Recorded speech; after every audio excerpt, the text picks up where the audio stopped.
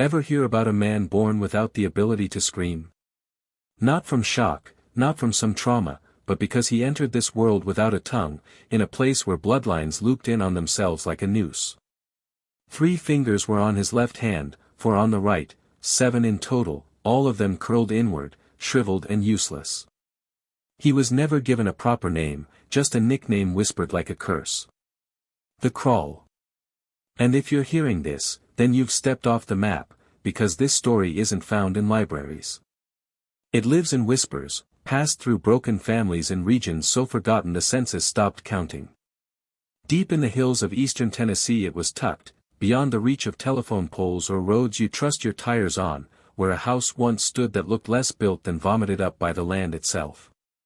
In 1942, the Crawl was born there, inside a home of rotted wood and relatives who didn't keep track of who was kin or not. Some say his mother was also his sister. Others claim she wasn't human at all, just the last functional mind in a family sinking into madness. The doctors never saw him. The town never knew he existed. But the holler did, and it listened. People swear he made noises anyway. Throat deep, wet sounds, like an animal trying to imitate speech. And when they say he had no tongue, they don't just mean it was missing. They mean it was never there to begin with, just a smooth slab of pink meat where a life of language should have formed. Like twigs left too long in water, his fingers were bent. But what haunted the old women who spoke of him wasn't his appearance.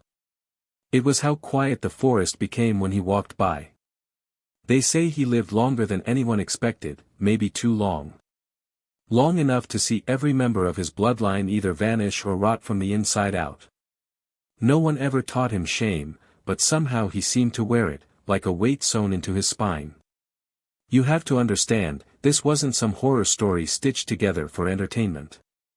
This was a real man. And the more you learn about him, the more you realize he should have never existed. They say his grandfather built the house with bare hands and rusted nails, not out of pride, but out of paranoia. Every window was small, every door low enough to force you to bow as you entered. A cage designed to keep eyes out and blood in, the house was. The Crawl was born into silence. But he wasn't alone. There were others. 3 uncles, 2 aunts, and a mother who aged twice as fast as she should have. No birth certificates, no school records, just a family that fed on each other's memories until they forgot where one person ended and another began. Neighbors, if you could call them that, would sometimes hear guttural thumps from the hills at night, as if something large and limping moved just outside the tree-line.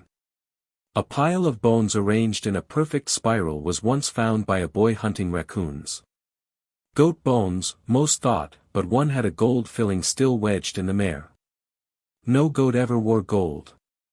It was in this nest of confusion that the Crawl became something else. He didn't speak, but he watched from the corners, from behind trees.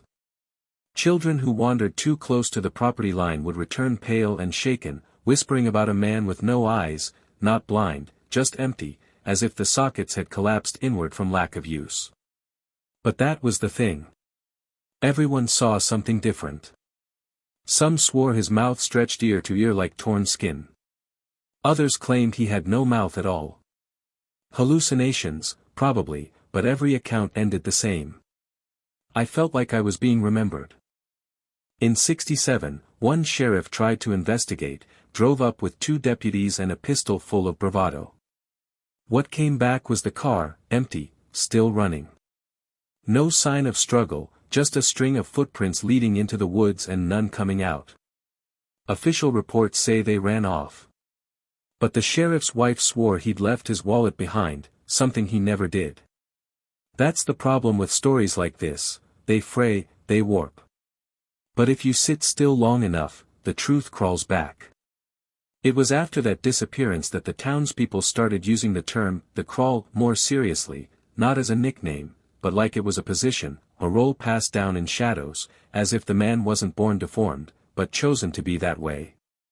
By the 1970s, the house had collapsed inward, as if even the land rejected what had lived there. But the Crawl remained. Neighbors who dared walk near the edge of his property reported catching glimpses, just flashes of a figure sitting motionless among the debris. No roof, no walls, just a man-shaped absence barely visible through the trees. He never moved. He never waved, but you could feel it, the stare like a nail pressing into your spine. There were rumors, of course. That he survived on raw animals. That he somehow bred with something else in the woods. That he was cursed, born as punishment for the family's sins. A demon in human skin, the local preacher called him.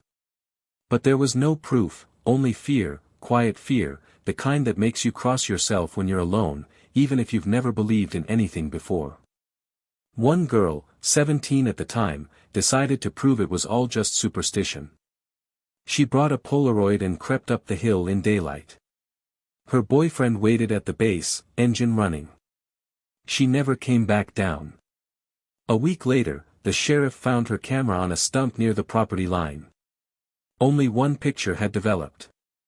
It was just trees mostly, but in the far right corner, crouched low behind a fallen beam, was something pale, almost human except for the fingers. Long, wrong. The image was buried in police evidence, but copies circulated in whispers. It became a rite of passage among teenage boys in the area: find the photo, stare at it long enough, and see if it stares back. Some swore the image changed over time. The figure crept closer. The shadows shifted. A trick of the light, most likely, but some swore on their fathers' graves that the photo bled when touched. People moved away. Families sold their land for pennies. The roads crumbled, overgrown with roots and silence. By the 80s, that part of the county was wiped off official maps. Not condemned, not restricted, just erased. And yet, hunters still spoke of sightings. And sometimes late at night you'd hear it. A sound like wet paper tearing. Not a voice, not an animal, something in between. Because the craw didn't die. He never left. He just waited. You'd think someone like that, disfigured, isolated, half-myth, would vanish quietly. But in 1992, a construction crew unknowingly disturbed the hill. A development project had been greenlit in the state capital miles away, but blueprints got mixed. A private company bulldozed a path up toward the old property, planning a cell tower. Within 48 hours, 3 workers quit. No explanation. One of them was found later that week walking barefoot down a highway, his hands packed with dirt and fingernails torn clean off. He never spoke again. The project was abandoned. Local officials blamed budget cuts, but the men who had gone up that slope refused to say what they saw, just that something was still alive up there, still moving, still watching. One man, a welder, scribbled a single line in grease pencil across the inside of his trailer wall: "He doesn't eat, he remembers." That year, a journalist from Knoxville named Erin Molly tried to write a feature story. Appalachian decay, forgotten families, the usual angle. She interviewed locals, read the whispers, even tracked down the girl's Polaroid. But she made one mistake. She went up alone. Her final recording was recovered from a melted cassette found in the glove box of her burned-out sedan. The engine was still intact. No crash, no explosion, just fire. Experts said it was spontaneous combustion, but on the tape you can hear it. Her voice shaking, wind howling, and underneath it all, barely audible, scratching, not like an animal, like bone on bark. Then silence, and then something wet, breathing almost, no words, just presence. The tape ends with Aaron gasping, whispering a final phrase: "His mouth is open, but there's nothing inside." The fire marshal never filed a proper report. The ashes were buried, and Aaron's name disappeared from the newsroom within a month. Her family stopped talking about her. Friends deleted her photos. It was as if she'd never existed. You see, that's what the craw does. He doesn't just end lives. He erases lines. Memory, history, language, they unravel around him like rope dipped in acid. And if you're still watching, you're already braver than most. Tell us in the comments what you would have done if this was your bloodline. Because if you trace your roots far enough, you might find soil that should have stayed untouched. Some say he was the last of them. That when the bloodline folded in on itself for the final time, it produced something that wasn't human anymore, but wasn't anything else either. The craw was less a man and more a consequence, a punishment that kept walking. But there's one story that still floats around among the oldest folks. Told only once, then never again. It comes from a nurse, an elderly woman now, who worked night shifts at a long-term care home 3 counties over. In 2004, they took in a patient brought by 2 silent men with government IDs. No name, no records, no insurance. The order was simple: keep him comfortable. She said the man was small, hunched, with limbs too short and fingers curled like dried worms. No tongue, no teeth, no vocal cords. But still he moved, not randomly, with intention, slowly, as if each motion carried the memory of generations. And then there were the things he knew. He would sit by the window and turn his head at exactly 3:17 a.m. every night for weeks, until one night a patient in the next room died.